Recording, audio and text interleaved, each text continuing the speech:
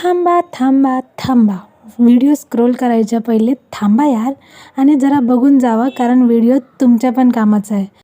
तर खूप कडाक्याची थंडी पडलेली आहे आणि थंडी म्हटलं म्हणजे मेथी खाल्लीच पाहिजे. आता मेथीचे लाडू तर आपले करून झाले. आपल्या चॅनलवर मेथीच्या लाडूंचा व्हिडिओ आहे, जाऊन नक्कीच बघा. आता वळूया आपण आपल्या मेथीच्या भाजीकडे. तर मेथीची भाजी आपण नेहमीच खातो. मेथीची भाजी आणि भाकर तर आहाहा, त्याची काय बातच वेगळी आहे. पण आज आपण मेथीच्या दशम्या बनवणार आहोत. तर चला वळूया रेसिपीकडे. तर सर्वात अगोदर इथे मेथीची भाजी निवडून आणि स्वच्छ धुवून घेतली आणि नितरायला ठेवली. तोपर्यंत मस्त 5-6 लसणाच्या पाकळ्या कुटून घेतल्या.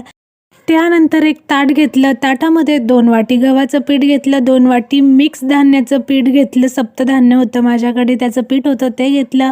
त्यानंतर 2 वाट्या मी बेसन पीठ घेतलं. आता तुम्ही याच्यात ज्वारीचं पण पीठ यूज करू शकता, बाजरीचं पण पीठ यूज करू शकता. त्यानंतर मस्त त्यामध्ये लाल तिखट टाकली, हळद टाकलं, ओवा टाकला, धने जिरे पूड टाकली. त्यानंतर मस्त चवीपुरतं मीठ टाकलं, हळद टाकली आणि सर्व काही मिक्स करून घेतलं. आणि मग त्यामध्ये आपली जी मेथी ठेवलेली होती ती मेथी टाकली आणि मस्त थोडं पाणी टाकून त्याचा एक मस्त छान गोळा मी भिजवून घेतला. आता तुम्ही हा गोळा कडक पण भिजवू शकता, जसं काही तुम्ही पोळ्या लाटू शकता तर त्या प्रकारे पण दशम्या करू शकता. पण त्याच्याऐवजी जे आपण पीठ थोडं पातळ करून ज्या आपण अशा थापून ज्या दशम्या बनवतो ना, तर त्या ह्या सर्वात जास्त खूप सुंदर लागतात.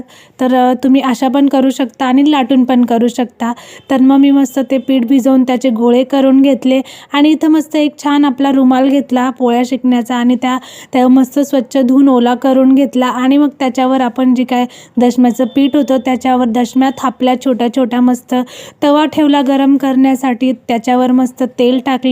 त्यानंतर जी काय आपण दशमी थापलेली होती ती त्याच्यावरती टाकली आणि एक 5 ते 10 मिनटं झाकण ठेवून त्याच्यावर मस्त एका साईडनी शेकून घेतली. त्यानंतर तिला दुसऱ्या साईडनी पण एकदम छान मस्तपैकी तिला ब्राऊन रंगाची होऊस तर तिला मस्त शेकून घेतली आणि सुंदर अशी आपली इथे दशमी तयार झाली.